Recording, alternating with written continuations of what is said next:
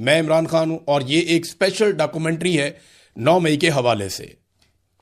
नाज़रीन, आज हुकूमत से या मौजूदा रजीम से कुछ भी गलत हो जाए, ये हुकूमत 9 मई के पीछे जाकर छुप जाती है।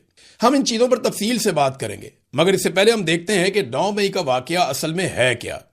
लेकिन एक मिनट ठहरे, इससे पहले मैं आपको एक खबर दिखाता हूं। ये देखिए खबर, ये एक्सप्रेस न्यूज़ पे छपी है और ये खबर है 9 मई की सुबह की। 9 मई को दोपहर को इमरान खान साहब को गिरफ्तार किया गया, लेकिन सुबह जो खबर छपी वो एक दिन पहले ISPR की जानिब से जारी की गई। पाकिस्तान तहरीक इंसाफ के चेयरमैन के आला फौजी अफसरान पर इल्जामात नाकाबिले कबूल हैं। इदारा झूठे और गलत प्रोपेगेंडे के खिलाफ कानूनी चाराजोई का हक महफूज रखता है, ये फौजी तर्जुमान ने कहा। बगैर किसी सबूत के चेयरमैन PTI ने हाजिर सर्विस फौजी अफसर पर इंतहाई गैर जिम्मेदाराना और बेबुनियाद इल्जाम आयद किया, जो काबिल मुजम्मत और अफसोसनाक है। 1 साल से फौजी और इंटेलिजेंस एजेंसियों के एहलकारों को सियासी मकासद के लिए निशाना बनाया जा रहा है। सियासी रहनुमा कानूनी रास्ते का सहारा लें और झूठे इल्जामात लगाना बंद करें। ये 9 मई की सुबह खबर लगी है अखबारात में। यानी अपना मूड बता दिया पाकिस्तान के सबसे बड़े ताकतवर इदारे ने, जिनके पास बंदूक है, पाकिस्तान की मिलिट्री एस्टेब्लिशमेंट ने, उनका ISPR जो तर्जुमान है, उन्होंने सुबह बता दिया अखबारात के अंदर कि उनका मूड क्या है। और वो इमरान खान के बारे में, एक सियासी रहनुमा के बारे में बराह रास्त एक स्टेटमेंट जारी करते हैं और अखबारात को कहा जाता है कि इसको फ्रंट पेज पे छापा जाए। अब यह खबर छप जाती है। इमरान खान साहब को आइडिया था कि आज दिन को उनके साथ क्या होने वाला है। आ जाते हैं 9 मई के दिन क्या हुआ।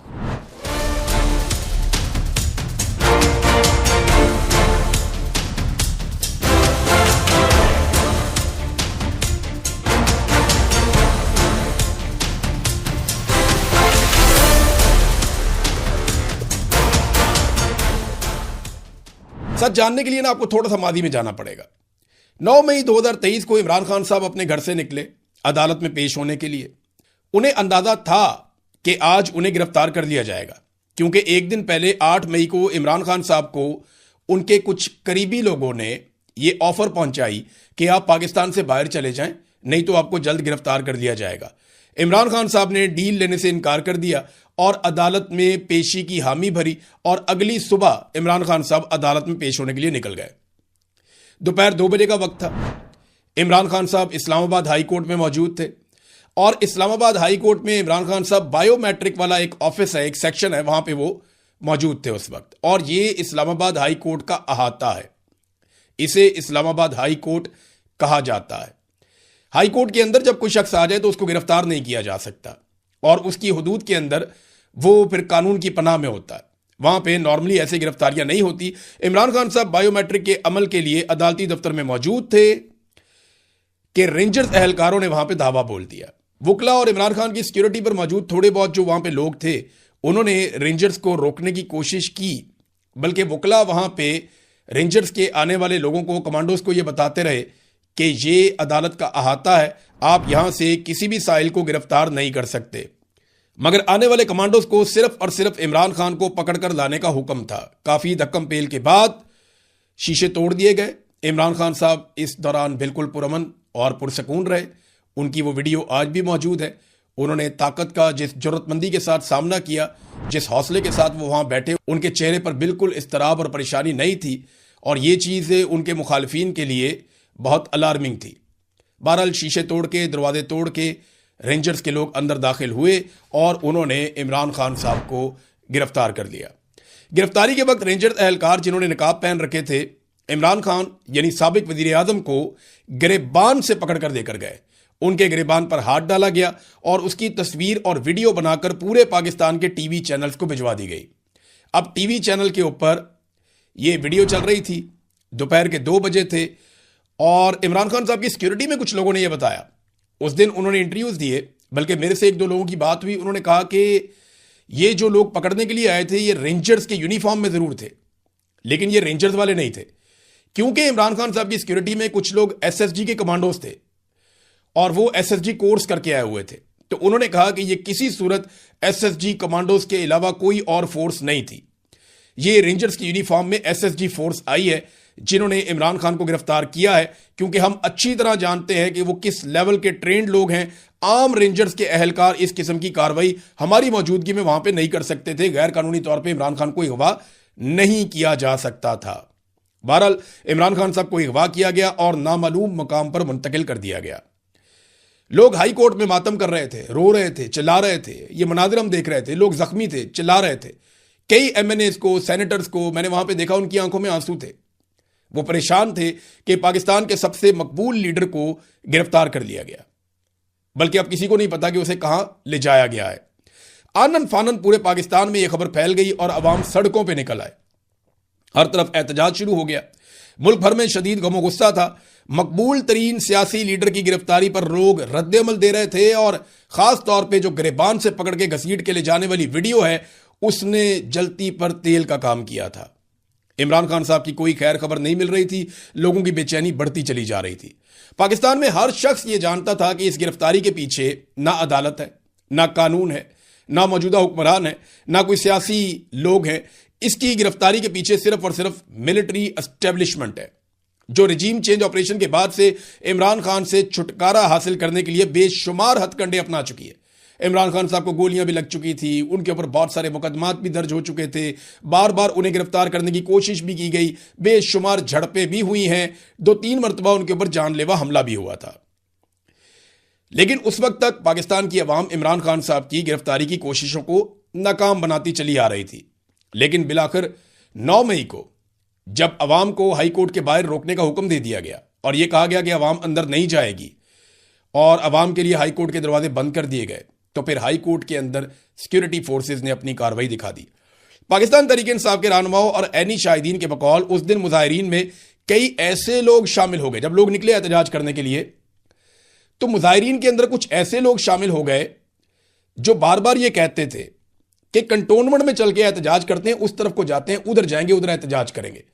और लोगों को यह बात लॉजिकल इसलिए लगती थी कि क्योंकि मिलिट्री एस्टेब्लिशमेंट की ईमा पे ये सारा कुछ हो रहा था और बीच में वाकई ऐसे लोग मौजूद थे। और इसके ऐनी शाहिदीन मौजूद हैं। सहाफी अनस नवाज, इन्होंने इस बारे में क्या कहा था, ये जरा सुनिए आप। जब वहां पहुंचा तो मैंने देखा तो जो पाकिस्तान तहरीक इंसाफ के जो वर्कर्स थे वो जमा हो रहे थे और वहां पे मैंने 2-3 जो इंट्रो होते हैं जिस तरह से कवरेज के लिए मैंने कुछ बनाए, तो उसमें उसी दौरान जो है ना कुछ नारे लगने शुरू हो गए कि भाई हमें जो है कोर कमांडर हाउस, मतलब जो लाहौर का है, उधर जाना चाहिए। तो नाजरीन, लोग जो हैं वो गुस्से में थे, वो कंटोनमेंट की तरफ बढ़ने लगे। लोगों की तादाद आहिस्ता आहिस्ता बढ़ रही थी। हैरत अंगेज तौर पर शहरों से कैंट में दाखिल होते वक्त सिक्योरिटी के बहुत सारे चेक्स होते हैं, बड़ी सख्त सिक्योरिटी लगी हुई होती है, वहां पे पुलिस भी होती है, फौज भी होती है। लेकिन उस दिन वो सारे के सारे गायब हो गए। हालांकि जिस दिन इमरान खान साहब को गोली लगी थी उस दिन लोग एहतजाज करने के लिए कैंट की तरफ गए थे, लेकिन जब वो कैंट की तरफ जा रहे थे तो उन्हीं नाकों के ऊपर जो कैंट को शहर से अलग करते हैं, उन नाकों के ऊपर भारी फौज और उनका असलहा और उनके लोग खड़े थे, तो इसलिए लोग वहां से वापस आ गए। लेकिन हैरत अंगेज तौर पर 9 मई को वो सारे नाके खाली थे, सारे लोग वहां से चले गए थे, तमाम पोस्टें खाली कर दी गई थी। हत्ता के मुजाहिरीन को कोर कमांडर हाउस पहुंचने में खासा वक्त लगा और तमाम लोग जानते थे कि कोर कमांडर हाउस के बाहर एहतजाज करने जा रहे हैं, लेकिन इसके बावजूद कानून नाफिज करने वाले इदारे कोर कमांडर हाउस तक नहीं पहुंचे। वहां पे कोई पुलिस नहीं आई, कोई लोग नहीं आए। लोगों का हुजूम कोर कमांडर हाउस के बाहर पहुंचा तो ऐनी शाहिदीन के मुताबिक पहले से ही अंदर तोड़फोड़ हो रही थी, बल्कि आग भी लग चुकी थी और फिर लोग भी कोर कमांडर हाउस के अंदर दाखिल हो गए। यहां पे कुछ और बहुत सारे लोग बहुत सारी चीजें बताते हैं, तोड़फोड़ के हवाले से बहुत सारे स्टेटमेंट्स हैं, बल्कि वहां कुछ लोगों ने वीडियोस बनाई। सहाफी अनस नवाज ने जो वीडियो बनाई वो वीडियो उनसे छीन ली गई और उनका कार्ड उनके सामने जला दिया गया। जो तोड़फोड़ कर रहे थे उनकी कवरेज की, जब मैं वो बना के निकला, क्योंकि मीडिया तो था नहीं उसमें, तो मैं जब वहां से बाहर निकला हूं बना के, मुझे 3 से 4 बंदों ने घेर लिया है। उन्होंने जो है ना मेरा कैमरा मुझसे छीन लिया, उन्होंने जो है ना मेरे कैमरे को फेंकने की कोशिश की। तो उसके बाद उन्होंने मेरा कार्ड उठाया और कार्ड जो है ना उन्होंने जला दिया। वो बिल्कुल जो है डिफरेंट थे, उनकी जो है बॉडी लैंग्वेज, उनके बोलने का अंदाज, उनकी मेंटेलिटी थे और कोई वर्कर नहीं थे, कोई और बंदे थे। फिर वहां कुछ ऐसे लोग थे जिन्होंने कोर कमांडर हाउस का आम लोगों के लिए दरवाजा खुलवाया और ये लोग दोबारा कभी दिखाई नहीं दिए। कुछ नकाबपोश थे जिन्हें दोबारा कभी नहीं देखा गया और उससे पहले भी कभी वो कैमरों में नहीं आए थे। ये कौन लोग थे, कहां से आए, ये किस नौयत के ट्रेंड थे, इनके बारे में कोई नहीं जानता। लेकिन ऐसा लग रहा था कि ये सब मिलकर अपनी ड्यूटी कर रहे हैं और एक तरह से कार्रवाई कर रहे हैं। इनके कुछ मनाजिर भी हैं जहां पे ये लोग तोड़ फोड़ कर रहे हैं, गाड़ियों को तोड़ रहे हैं। इनकी वज़ाकता देखें, इनके जूते देखें, इनके कपड़े देखें और इनको देखें आप तो इन्होंने नकाब पहने हुए, अपने चेहरे ढांपे हुए हैं और इनके हाथों में जो डंडे हैं वो बाकायदा सरकारी डंडे हैं। और फिर ये जिस तरीके से तोड़ फोड़ कर रहे हैं, अब ये पाकिस्तान तहरीक इंसाफ के लोगों का शोर आप सुन सकते हैं बैकग्राउंड में। वो कह रहे हैं कि हम इन लोगों को नहीं जानते, ये कौन लोग हैं, ये सुनिए।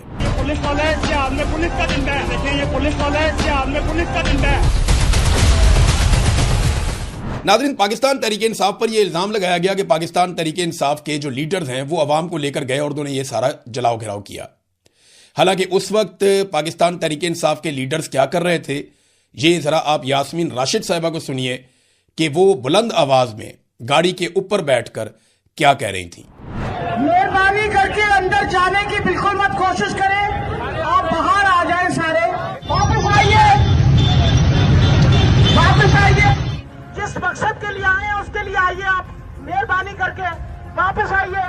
अब जरा आप महमूद रशीद साहब को भी सुनिए, वो भी वहीं मौजूद थे और उन्होंने क्या स्टेटमेंट दिया वो भी देख लें आप। प्रोटेस्ट हमने तो पुरअमन प्रोटेस्ट का ऐलान किया था। अब कुछ शरपसंद अनासर किधर से आए हैं, कैसे आए हैं, अगर गए वो गलत गए। डॉक्टर यास्मीन राशिद बार बार अनाउंस कर रही थी कि हमने अंदर नहीं जाना, हमने पुरअमन एहतजाज करना है। रात होते होते कारकुनान और लीडर परेशान थे कि ये तोड़ फोड़ सारी कौन कर गया है। वाकये के बाद आज तक बहुत सारे सवालात हैं जिनके जवाब मिल नहीं पाए। नंबर 1, उस दिन सिक्योरिटी कहां गई। नंबर 2, नामालूम अफराद कौन थे जो तोड़ फोड़ कर रहे थे और जो पहले से अंदर घुसे हुए थे। नंबर 3, मौके पर बनने वाली फुटेज जाया करने वाले नामालूम अफराद कौन थे। नंबर 4, इस तमाम वाकये की सीसीटीवी फुटेज कहां गई। कंटोनमेंट के अंदर छोटी सी चीज होती है ना, तो सीसीटीवी फुटेज फौरन निकल आती है और पूरे के पूरे कैंट में से निकल आती है। मुझे इसलिए पता है कि मैं क्राइम रिपोर्टर था, बहुत सारे क्राइम हमने पकड़े यहां कंटोनमेंट के इलाके में फुटेज देखने के बाद। और ये फुटेज की एक्सेस एजेंसियों के पास होती है, पुलिस के पास नहीं होती, क्योंकि ये कंटोनमेंट का इलाका है। अब ये सीसीटीवी फुटेज कहां गई, किसने सीसीटीवी फुटेज को चोरी किया और गायब किया, ये आज तक पता नहीं चला। ये सवालात तो उस दिन के हवाले से हैं, लेकिन बहुत सारे सवालात ऐसे हैं जो बाद में भी खड़े हुए। बहरहाल जो कुछ भी 9 मई को हुआ, इसका सारा मलबा पाकिस्तान तहरीक इंसाफ पर डाल दिया गया और तारीख का एक बदतरीन क्रैकडाउन शुरू हुआ। इमरान खान साहब गिरफ्तार हैं। 9 मई की रात को गिरफ्तारियां होती हैं, कुछ 10 मई को ज्यादा गिरफ्तारियां होती हैं और 12 मई तक गिरफ्तारियों का एक ऐसा सिलसिला शुरू हो जाता है कि चादर और चार दीवारी का तकद्दुस पामाल हो रहा है। हर जगह पे लोगों को, खवातीन है, मर्द है, बच्चे हैं, नौजवान है, कोई भी है, उन्हें एजेंसियां और पुलिस वाले उठाकर ले जाते हैं। हजारों कारकुनों को गिरफ्तार किया गया। पाकिस्तान तहरीक इंसाफ के बकौल लगभग 20,000 से जायद पाकिस्तान तहरीक इंसाफ के कारकुनान और लीडरान गिरफ्तार हुए। खवातीन की बेहुरमती की गई, सड़कों पर उन्हें घसीटा गया, चादर और चार दीवारी का तकद्दुस बार बार पामाल किया गया। सैकड़ों अफराद को जबरी तौर पर लापता कर दिया गया, उन पर बदतरीन तशद्दुद हुआ। लोगों को पाकिस्तान तहरीक इंसाफ छोड़ने पर मजबूर किया गया। वैसे तो 9 मई के 2 दिन बाद सुप्रीम कोर्ट ऑफ पाकिस्तान ने इमरान खान साहब को आजाद कर दिया, उन्हें छोड़ने का हुक्म जारी कर दिया, क्योंकि हाई कोर्ट के अहाते के अंदर से इमरान खान साहब की गिरफ्तारी ही गैर कानूनी थी। अब यह जो गैर कानूनी अमल हुआ, जिसकी वजह से पूरे मुल्क में एहतजाज की लहर चली, इस गैर कानूनी अमल के लिए कौन जिम्मेदार है, इसकी इंक्वायरी शुरू होती है और इस्लामाबाद हाई कोर्ट में इसका केस लग जाता है। आज तक इस केस की सुनवाई नहीं हुई।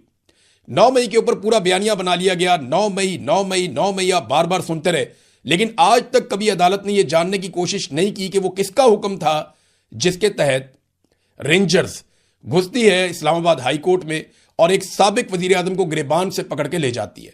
आज तक इस सवाल का जवाब इस्लामाबाद हाई कोर्ट ने तलाश नहीं किया और ना इस सवाल का जवाब पाकिस्तानी को हमको मिला। यानी जो गैर कानूनी हरकत फसाद की जड़ बनी, उस पर आज तक किसी किस्म की कोई पेशरफ्त नहीं हुई। नादरीन, कुछ सवालात 9 मई के बाद भी पैदा हुए। नंबर 1, जिन लोगों ने प्रेस कॉन्फ्रेंस कर दी, इमरान खान को छोड़ दिया, वो बेगुनाह हो गए, और जिन लोगों ने प्रेस कॉन्फ्रेंस नहीं की और इमरान खान को नहीं छोड़ा, वो जेलों में चले गए, गिरफ्तार हो गए, उनके कारोबार तबाह हो गए।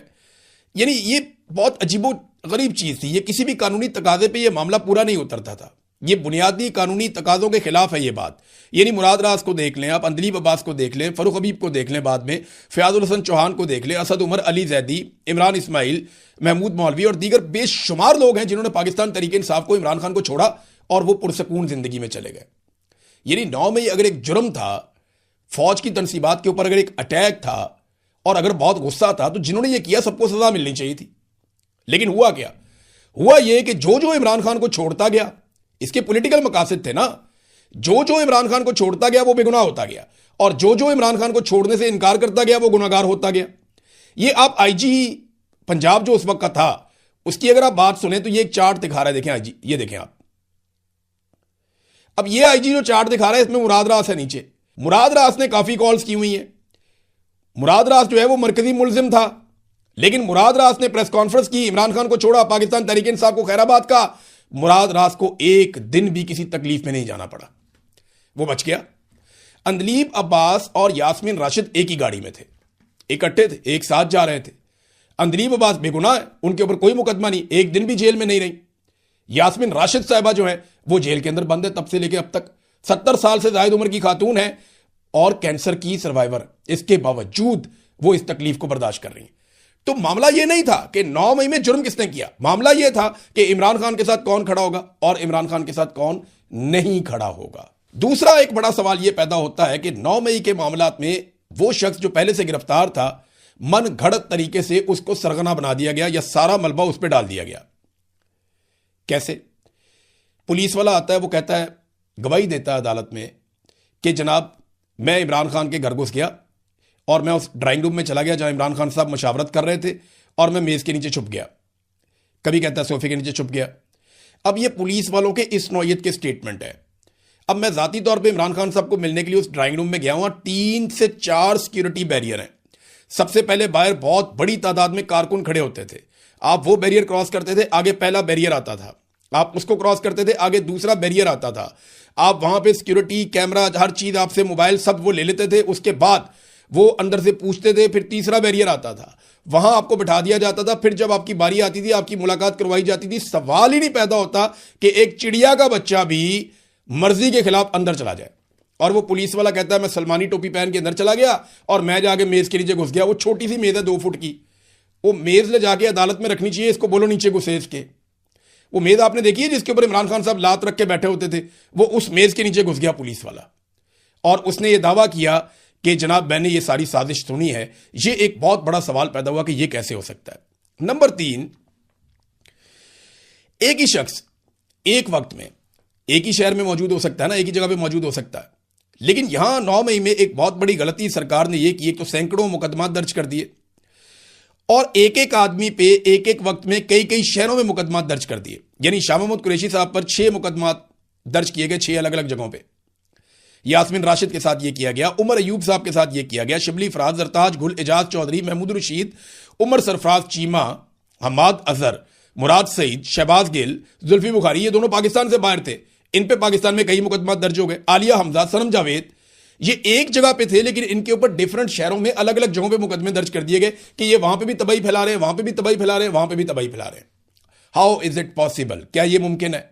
ये किसी जुरिस्प्रूडेंस पे आप साबित नहीं कर सकते, ये पॉसिबल नहीं है। आप क्रिमिनल लॉ के ये बात खिलाफ है, लेकिन इस किस्म के मुकदमा बनाए गए जिससे एक बहुत बड़ा सवाल पैदा हो गया। चौथा एक बहुत बड़ा सवाल पैदा हुआ कि जजेस के ऊपर शदीद तरीन दबाव डाला गया 9 मई के मुकदमात में लोगों को फिक्स करने के लिए। मियां वाली में 9 मई के मुकदमात में एक जज साहब थे मोहम्मद अब्बास। ISI वालों ने फैसला जब वो देने वाले थे तो उनसे मिलने की ख्वाहिश का इजहार किया, उन्होंने इनकार कर दिया। तो जज साहब और उनकी फैमिली को धमकाया गया। जज साहब ये बात रिपोर्ट करते रहे, घर का गैस का मीटर उड़ा दिया गया, जाली बिल भिजवाए गए, अहले खाना को सवालनामे भिजवाए गए, अदालत के बाहर फायरिंग से ट्रांसफार्मर एक उड़ा दिया गया और जिस दिन जज साहब ने फैसला करना था उस दिन अदालत की नाकाबंदी करके रास्ते ही बंद कर दिए गए। मगर फिर भी जज मोहम्मद अब्बास साहब ने इंसाफ कर दिया। तो जजों पे बहुत दबाव डाला गया। लाहौर हाई कोर्ट के चीफ जस्टिस मलिक शहजाद को उन्हें तब्दील कर दिया गया, मलिक शहजाद खान को, यानी वो बात नहीं मान रहे थे, वो कंट्रोल नहीं हो रहे थे, उनको तब्दील कर दिया गया। फिर बहुत सारे मनपसंद जजों को लाकर मनपसंद सजाएं सुनवाई गई।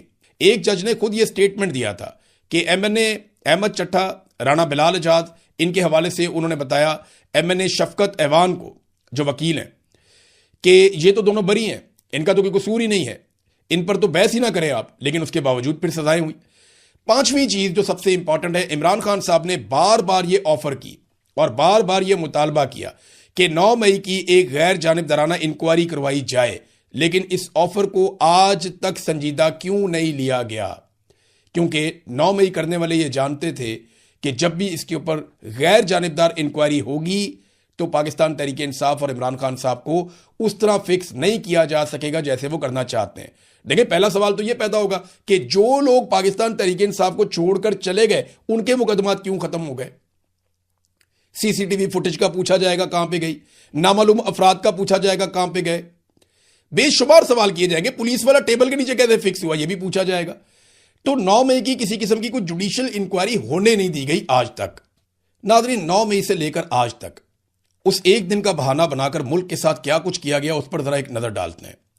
पाकिस्तान की मईशत तबाह कर दी गई, अमन व अमान बर्बाद कर दिया गया, जमहूरी सियासी निज़ाम खत्म कर दिया गया, मीडिया को मुकम्मल तौर पर कंट्रोल कर दिया गया, अदलिया को यरगमाल बना लिया गया, आइन में मनपसंद तरामीम करके आइन का हुलिया बिगाड़ दिया गया, मुल्क में इंसानी हकूक की धज्जियां उड़ा दी गईं, पाकिस्तान तहरीक इंसाफ का इंतखाबी निशान छीन लिया।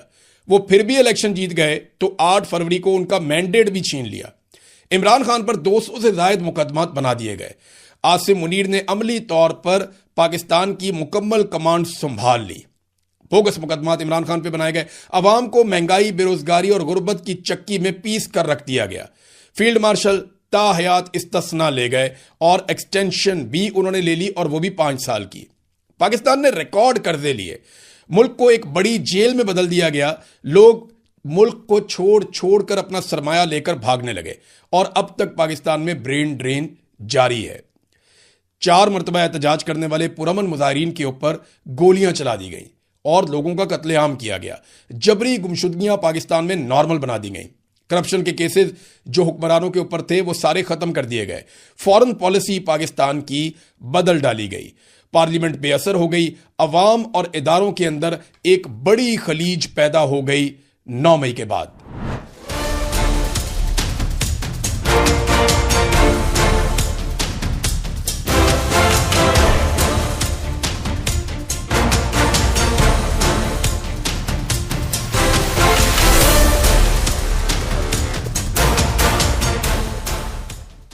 पाकिस्तान तहरीक इंसाफ से उसकी जीती हुई मखसूस नशिस्तें भी छीन ली गईं और ऐसे बांटी गईं जैसे माले गनीमत बांटा जाता है। सिविलियंस को फौजी अदालतों से सजाएं दिलवाने वाला घिनौना काम किया गया जिसकी इजाजत किसी भी मुहज़्ज़ब मुआशरे में नहीं हो सकती। यानी जर्नैल कह रहे हैं कि यह हमारा गुनहगार है और कर्नल बैठा हुआ है जज की सीट पे, तो वो कैसे फैसला कर सकता है जर्नैल की मर्जी और मंशा के खिलाफ? सवाल तो यह है ना कि जब आसिम मुनीर साहब और बाकी जर्नल फिक्स करना चाहें किसी एक शख्स को, किसी एक मुजरिम को, तो एक कर्नल की क्या जुर्रत है जिसके इदारे में सिर्फ यही समझाया जाता है कि यस सर, पहले दिन से लेकर आखिरी दिन तक यस सर के अलावा तो वहां कुछ है नहीं। तो वो कैसे ऐसा कर सकता था कि उनको बाइज्जत बरी कर देता या उन्हें बेगुनाह डिक्लेयर कर देता? तो सिर्फ पंजाब के अंदर 104 अफराद पर मिलिट्री कोर्ट में ट्रायल किया गया, 20 को सजा पूरी होने पर रिहा किया गया, बाकियों को सजा सुनाई गई है। वो जेलों में अब तक इंसाफ के मुंतजिर हैं और पूरी दुनिया में इन हरकतों की वजह से पाकिस्तान की जग हसाई हो रही है। नाजरीन, आज 9 मई को 3 साल मुकम्मल हो गए, मगर दिन रात मेहनत और अरबों रुपए का बजट खर्च करने के बावजूद पाकिस्तानियों ने 9 मई पे एस्टेब्लिशमेंट के बयानिए को कबूल नहीं किया। एस्टेब्लिशमेंट की इमरान खान को शिकस्त देने की जिद में पाकिस्तान का बहुत नुकसान हो गया। साबिक वजीर आजम आज भी जेल में है, उसकी बिनाई जाया हो रही है और यह बात खुद सरकार बता रही है। 9 मई का बयानिया इमरान खान के हमवतनों ने 8 मई को दफन कर दिया था। यानी जो इन्होंने कहा कि 9 मई में यह हो गया वो हो गया, कौम इमरान खान के साथ नहीं है, तो 8 फरवरी को कौम ने बताया कि वो आज भी इमरान खान के साथ है और 9 मई का बयानिया 8 फरवरी 2024 को दफन कर दिया गया। लोग आज भी पाकिस्तान के सबसे मकबूल लीडर की हमायत में खड़े हैं। वो आज भी सबसे मकबूल है। उसने जो वादा किया वो पूरा किया। उसके अल्फाज अब भी पाकिस्तानियों के कानों में गूंजते हैं। मैं आखिरी सांस तक इस जुल्म के निजाम का मुकाबला करूंगा। मैंने फोन आता है जी, गुमनाम नंबर से धमकियां देने के लिए वापस धमकियां दो। झुका हूं और मेरे पाकिस्तानियों कभी किसी के सामने आपको नहीं झुकने दूंगा। मैं वाज़ेह कर दूं कि आखिरी गेंद तक लड़ूंगा, आखिरी अपनी सांस तक इनका मुकाबला करूंगा। कोई मुझे ना जेल और ना ये जो डराते रहते कोई